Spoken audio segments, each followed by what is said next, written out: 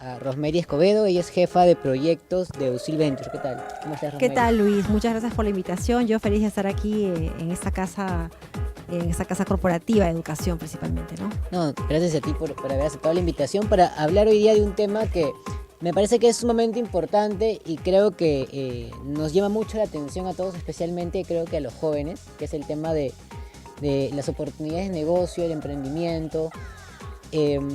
Tenemos ya algunas estadísticas, por ejemplo en Forbes, que nos indican de que Perú es el tercer país sudamericano para el 2019 que, digamos, más grande en lo que es oportunidades de negocio, ¿no? Y también, como mencionábamos fuera de cabina, a través, bueno, de SAN, también se ha realizado un proyecto que es GEM, ¿no es cierto? Que más o menos mide el tema de innovación, de emprendimiento, cómo está, digamos, aquí en el Perú, Sí, ¿no? como te comentaba, el GEM, el Global Entrepreneurship Monitor, es el documento de investigación, el cual es una base principal de nosotros lo analizamos porque año a año, a través de SAM, desde el 2013 es ese estudio que involucra alrededor de 54 países para ver cómo están las expectativas, cómo se encuentra el Perú dentro de este ecosistema de emprendimiento y cómo está generando empleabilidad o por qué emprenden los peruanos. Entonces nos hace ese comparativo y es una base importante que puede servir como introducción para todo este tema que Ahora, estamos por tratando ejemplo, ahora, ¿no? uno de cada cuatro peruanos tienen, digamos, forman un emprendimiento, ¿no? Y son, bueno, tienen emprendimientos, me refiero a menores de casi de 3 años, ¿no? Entonces, ¿por qué es que se da esa tendencia? Pues yo creo que son más que todos los millennials, los centennials, ¿no? Los que se atreven a querer formar un negocio propio, ¿no? ¿Cuáles son los motivos principalmente? A ver, hablamos de millennials ahora porque estamos en una etapa en la universidad en que los millennials ya están en puestos de trabajo, generalmente, y porque también el perfil del millennial hace que quiera emprender en realidad, porque el perfil del millennial ahora es, yo ya no quiero trabajar para alguien, quiero ser mi propio jefe. Ajá. Sin embargo, se nos viene una generación más atrás, que es la generación Z, que es la generación de alumnos y emprendedores que ya están en las aulas, en los primeros y segundos ciclos, y que tienen un perfil inclusive mucho más emprendedor que el millennial, Claro, ¿no? porque si, digamos, entrando en contexto un poquito, los millennials son aquellas personas, digamos, que ellos ya han nacido en ese mundo globalizado, digo, con el internet, con las redes sociales, ¿no? Entonces, digamos que tienen todo al alcance, en internet tú encuentras todo, ¿no? O la mayoría de las cosas, ¿no?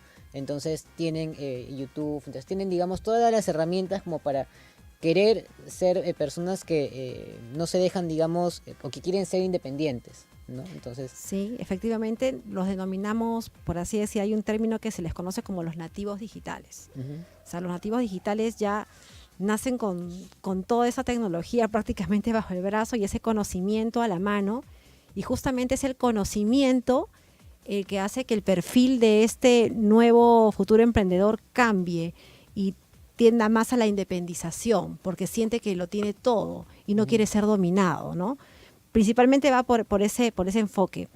Sin embargo, el emprendedor de ahora, o sea, el joven que desarrolla ese espíritu emprendedor, porque antes de hablar de emprendedor en sí, hablamos cómo el peruano en sí desarrolla el espíritu emprendedor. Y eso nace desde chicos. O sea, Ahora, estamos hablando... perdón que te corte, por Sí. ejemplo, eh, ¿cómo es que nace, digamos, un poquito haciendo contexto, haciendo un poquito de Ujú. contexto, por qué es que hay emprendedores en el Perú, ¿no? Me parece que es a partir de la década, por ejemplo, de los 90, con el tema bueno, de que mucha gente de provincia tiene que emigrar a Lima, entonces mucha gente lo hace por necesidad, ¿no?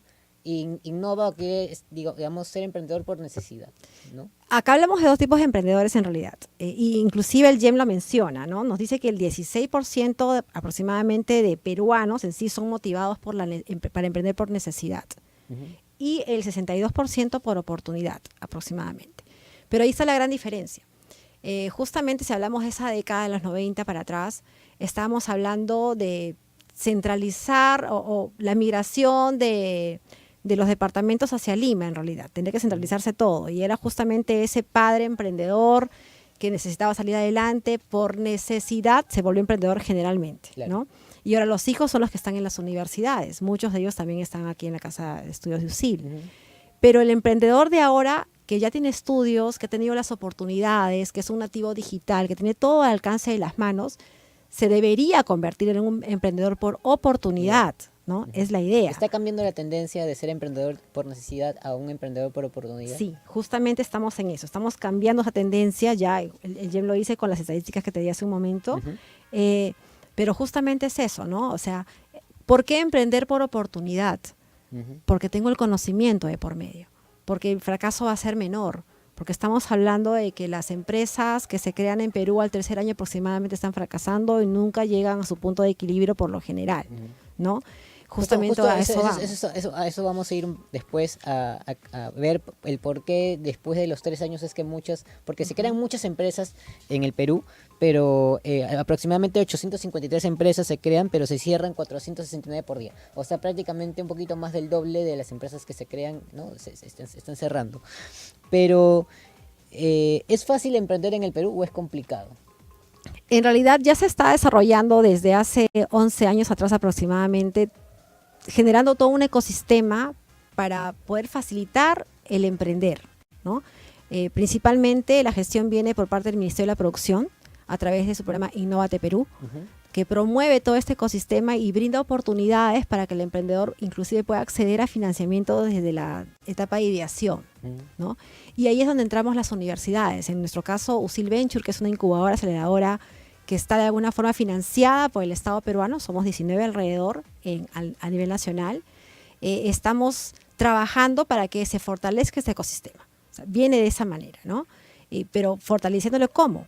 A través del conocimiento y a través de trabajar metodologías ágiles, así lo denominamos, las clásicas que se trabajan a nivel mundial corporativamente hablando, estamos hablando de Lean Startup, Lean Campus, Design Thinking y otras más, que ayudan a poder trabajar esta ideación de negocio y que lleguemos a un concepto y de luego a un modelo de negocio y validarlo con el mercado real. Porque eso es, no podemos pretender hablar de una oportunidad de negocio si no tenemos o si no identificamos una necesidad de. Claro. Entonces, ahí justamente estaba el error, creo yo, ¿no? Que hace años teníamos esa concepción de crear emprendimientos y hablábamos de emprendimientos por necesidad por un lado, y después decíamos, hay que hacer el plan de negocio, hay que hacer el business plan, el famoso business plan, que no está mal, que académicamente se enseña, porque hay que tener conocimiento de cómo funciona todo un proyecto. Sin embargo, para desarrollar una startup, porque ahí pasamos a un tema puntual, startup, de alguna forma esa herramienta no sirve al 100%, porque estamos hablando de desarrollar, no desarrollar un proyecto ya, porque no es una empresa, sino desarrollar un modelo de negocio. Y eso es justamente trabajar metodologías previas que se trabajan inclusive antes de trabajar un plan de negocio, ¿no? Muchas empresas, digamos, muchos emprendimientos que se forman o que se han formado, digamos, en el camino luego han aprendido también a hacer todos estos proyectos, estos planes que tú mencionas. ¿Cuáles son, digamos, las tendencias o los rubros o, digamos, o sectores donde más hay oportunidad? Seguramente me vas a decir que cada persona, digamos, va a buscar su oportunidad y cada uno tiene de acuerdo a sus necesidades, va a encontrar una ventaja competitiva frente al resto, ¿no? Pero me imagino que de todas maneras hay ciertos ámbitos o ciertos sectores donde hay más facilidad para emprender un negocio. Sí, bueno, estamos hablando de que el Perú es un país minero, el Perú es un país agroindustrial, ¿no? Entonces las oportunidades pueden ir por ahí, sin embargo, vuelvo al conocimiento, ¿no? ¿Qué pasa con el Estado peruano? Por ejemplo, el Estado peruano nos dice a las incubadoras aceleradoras, de preferencia, especialícense, de preferencia, ¿no? Porque justamente eso ayuda a que tú te especialices y que el emprendedor encuentre todo ese pequeño ecosistema desarrollado con esa especialización en tu espacio que tú estás brindando para incubar y acelerar los proyectos, ¿no? En nuestro caso, por ejemplo, USIL Venture se especializa actualmente en bionegocios, en educación, en hotelería, gastronomía y turismo y en salud. Y hablamos de una salud preventiva porque ese enfoque también está yendo a la organización. Claro. Sin embargo, no dejamos de recibir abiertamente los proyectos. Ahora tú me dirías, ¿dónde está la tecnología? ¿Dónde está la innovación?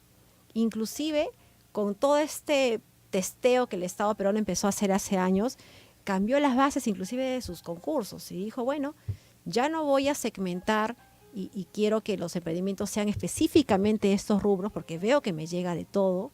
El peruano es muy creativo, pero sí vamos a inducir de alguna manera en que esos emprendimientos o esas ideas de negocio que se van gestando y se van proponiendo tengan una variación o esté sumergido la innovación y la tecnología. Claro. Porque si hablamos de desarrollar startups, estamos hablando de que esas startups tienen que ser escalables, tienen que ser globales.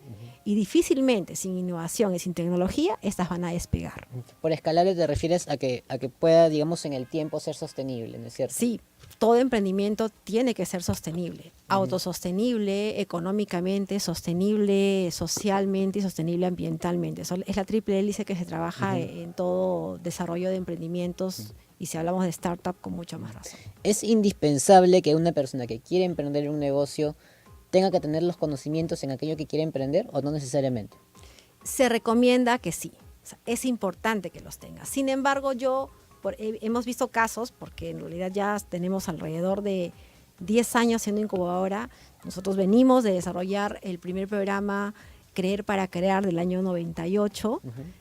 Fue un programa de emprendimiento que se gestó a nivel nacional con un fideicomiso del BID. O sea, ya hay experiencia previa cuando no se hablaba de startups. Entonces, al momento de desarrollar una startup ahora o un negocio, vienen muchas veces jóvenes que tienen la idea, por ejemplo, hacen negocios de tecnología, pero no tienen los conocimientos técnicos. Y justamente ahí vamos, ¿no? Qué importante es que tengas las ganas de hacerlo. De repente no conoces todo, pero justamente se recomienda formar equipos multidisciplinarios. Es clave. En los concursos a nivel mundial, los puntajes más altos generalmente son justamente en la formación de equipos multidisciplinarios y cómo trabajan y co-crean juntos. Porque yo puedo desconocer el tema, tengo la gran idea, pero no sé cómo desarrollarlo.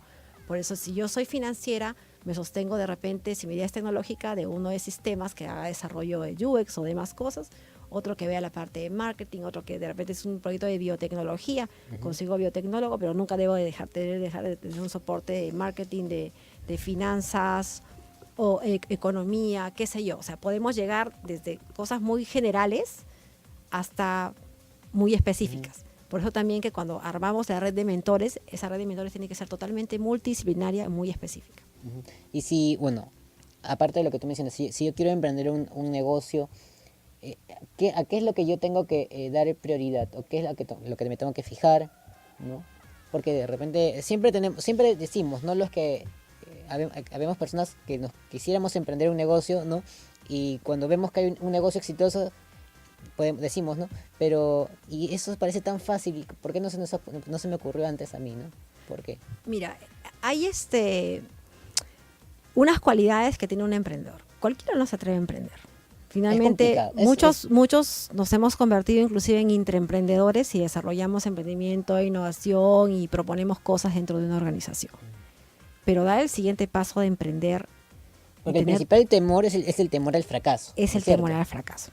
Sin embargo, en otros países los que más fracasan son de alguna forma los más valorados porque son los mejores mentores, ¿no? Aquí de alguna forma está mal visto. Sin embargo, vamos al anterior punto que me comentaste. ¿Qué tiene que identificar o cuál es el perfil que identifica un emprendedor para que se atreva a hacer un negocio? El emprendedor es muy observador y muchas veces miramos, pero no observamos. Si los dos vamos a una tienda, de repente tú estás viendo, o yo estoy viendo la ropa linda y que muy caro, no muy caro, y de repente tú estás viendo las tendencias, el comportamiento del consumidor.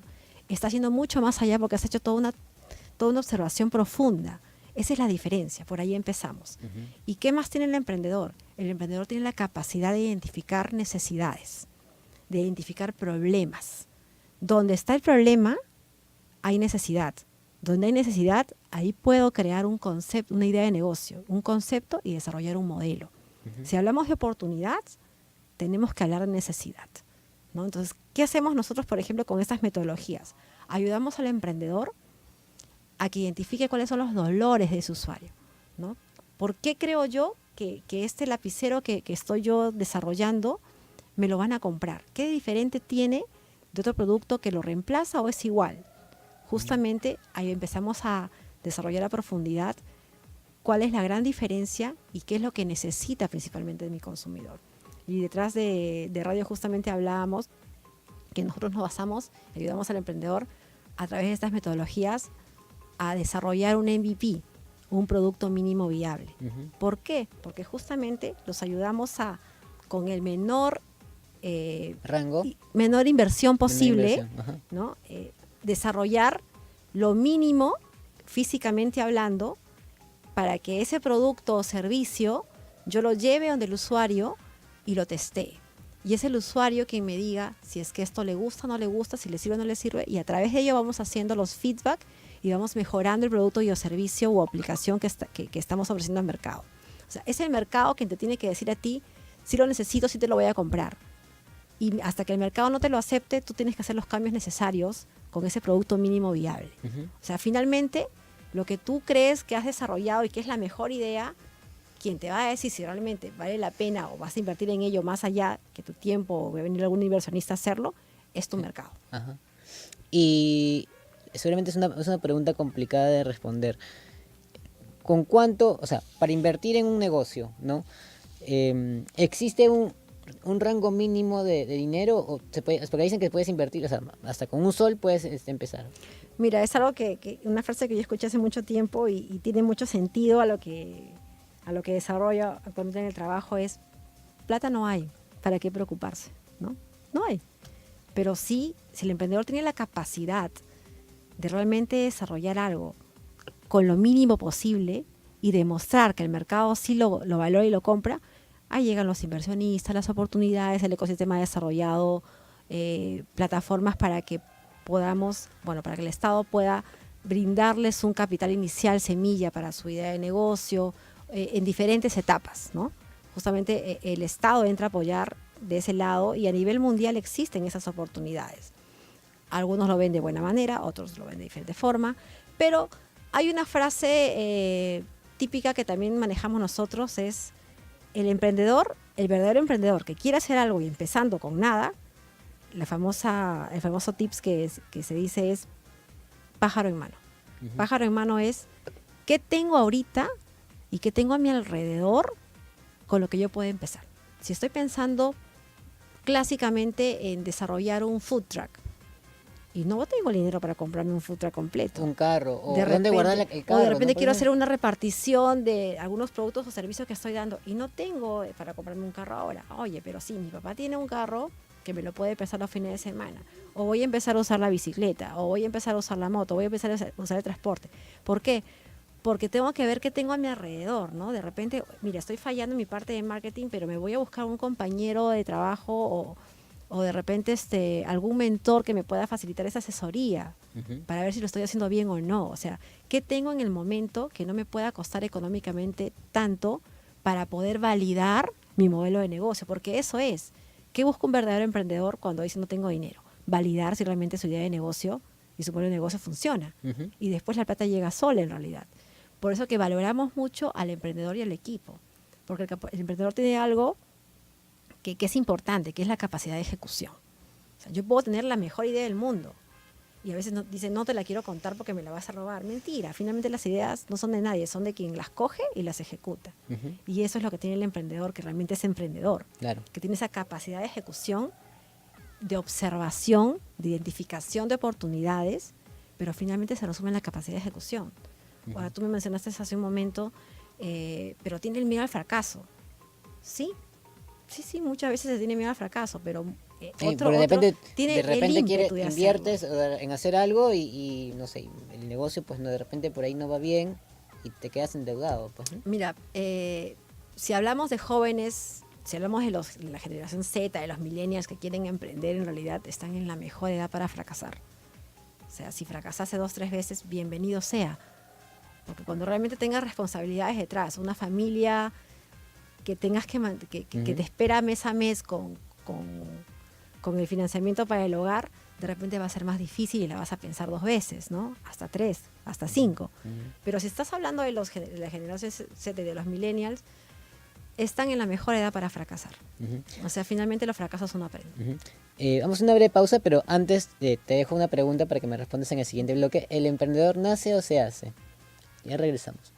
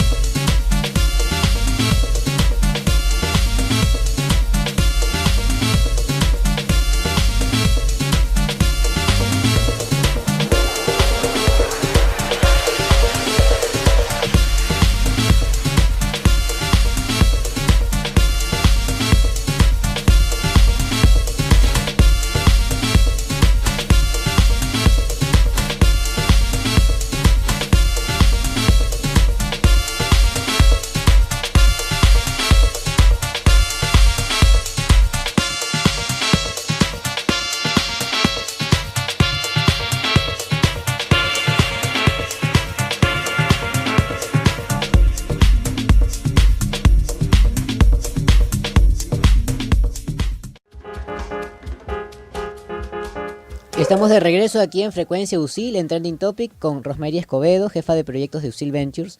Y bueno, estábamos conversando y te dejé con una pregunta. ¿El emprendedor nace o se hace? Mira, esa es una disyuntiva en realidad, ¿no? Pero hay emprendedores en excepción que en realidad ya nacen con esos ADNs, porque muchas veces son heredados de los padres, creo yo, o por el ambiente mismo en que crecen. Sin embargo, también muchos emprendedores se forman en el camino, ¿no?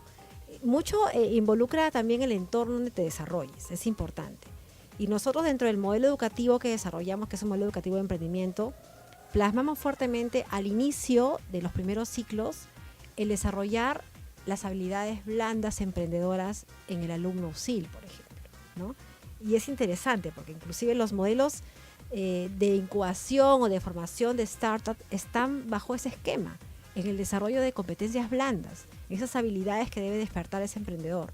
Como habíamos hablado hace un momento, o sea, puede ser un genio total, pero muchas veces no tenemos la capacidad de comunicar, la capacidad de trabajar en equipo, que es importante, y eso es parte de la formación que debe tener un emprendedor y que se puede dar en el tiempo al inicio de su vida, o posiblemente cuando está millennial, joven, ¿no? Se puede desarrollar para que dé soporte a las oportunidades de negocio que pueda venir en su camino, ¿no? Porque ese emprendedor va a aprender con ese desarrollo de habilidades a identificar oportunidades, a observar, a poder tener manejo en la comunicación, trabajar en equipo, que es importante, no necesariamente teniendo el conocimiento total. Es complicado que un joven, por ejemplo, cuando ya llega a la etapa de adolescente, 15, 18, 20, 22 años, recién empiece, digamos, a practicar, digamos, a tratar de querer incorporar habilidades blandas a su persona. Sí, en realidad ya cuando mientras más crecemos, creo que es más difícil adquirir las competencias, ¿no? O sea,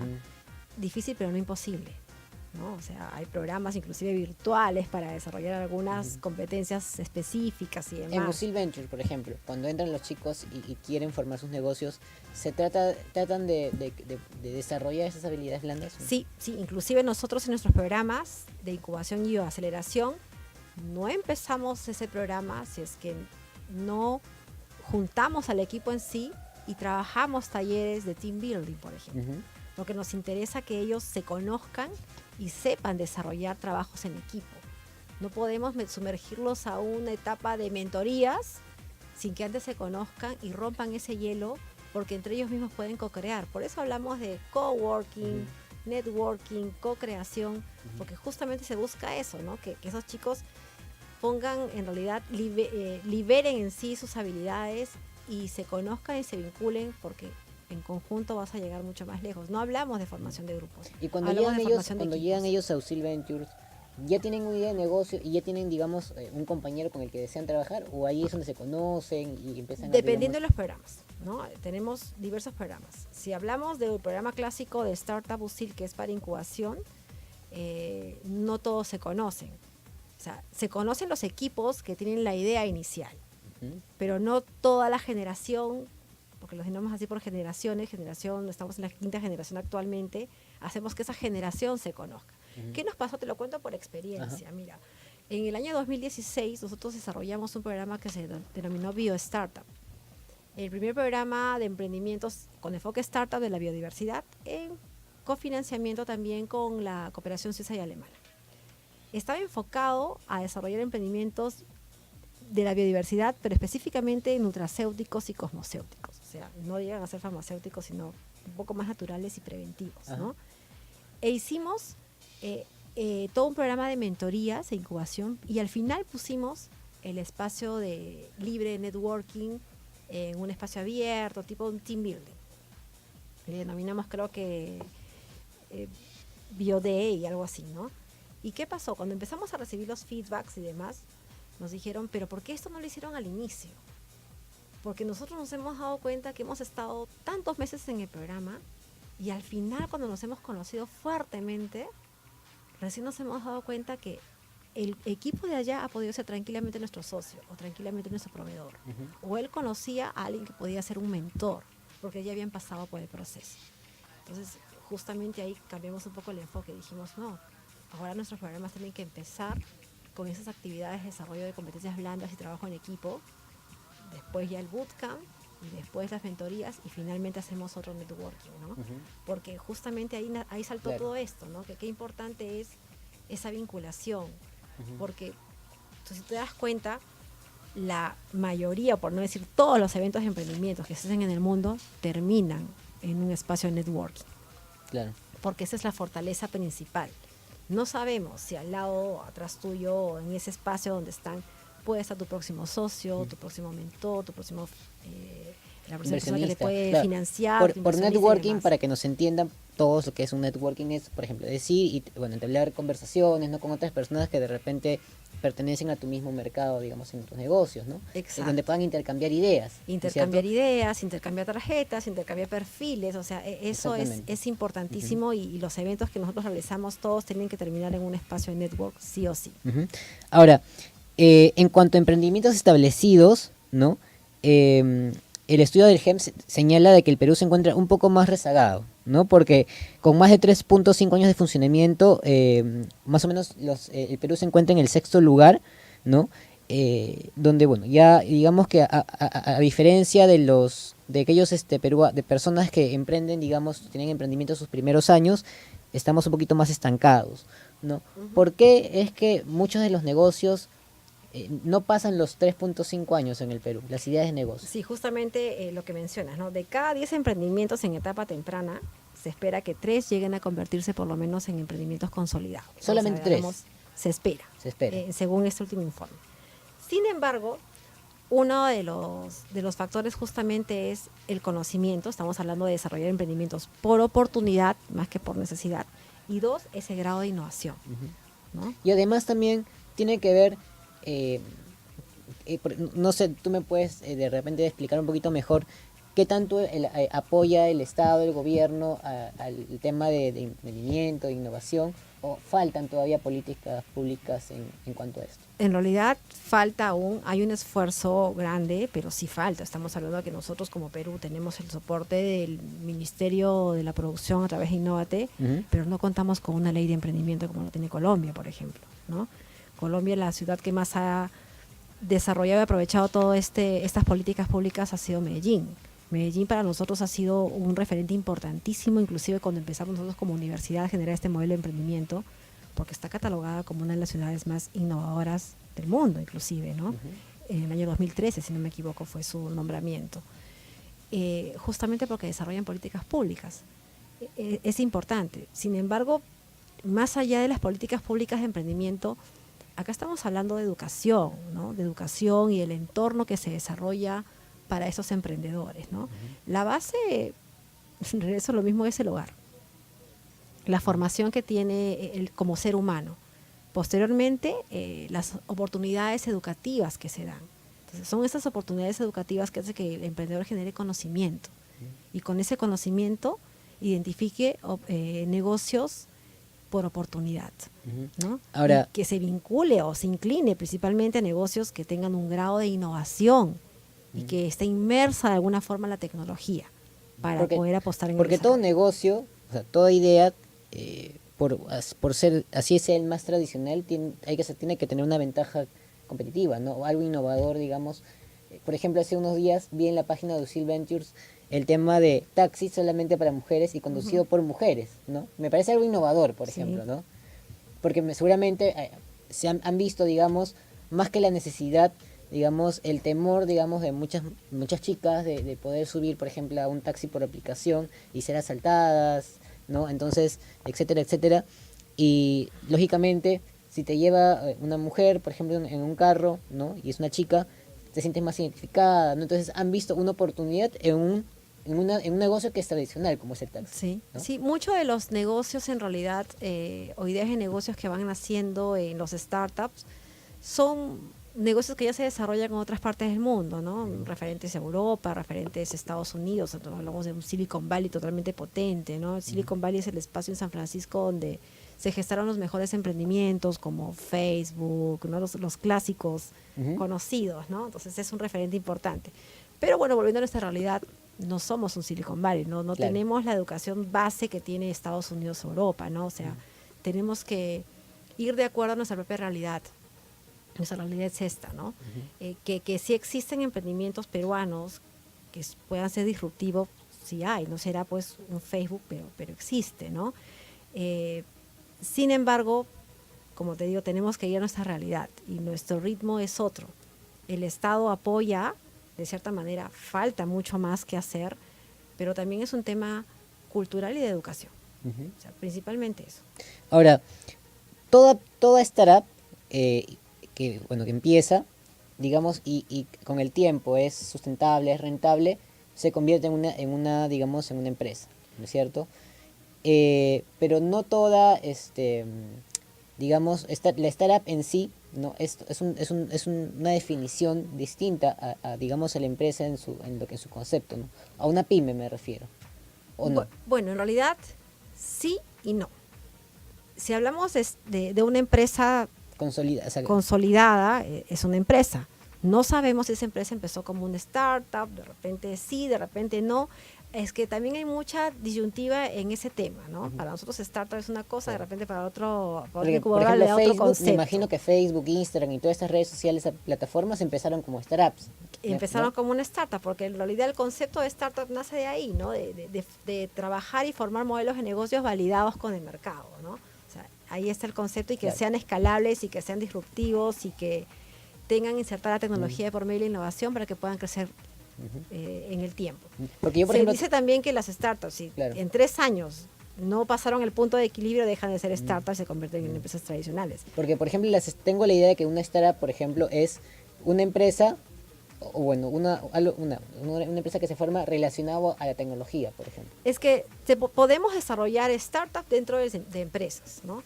Y lo vemos así. Muchas de las grandes corporaciones, por ejemplo, están insertando dentro de su organización espacios de innovación para desarrollar startups en sus líneas de negocio y no se queden estancadas en el tiempo.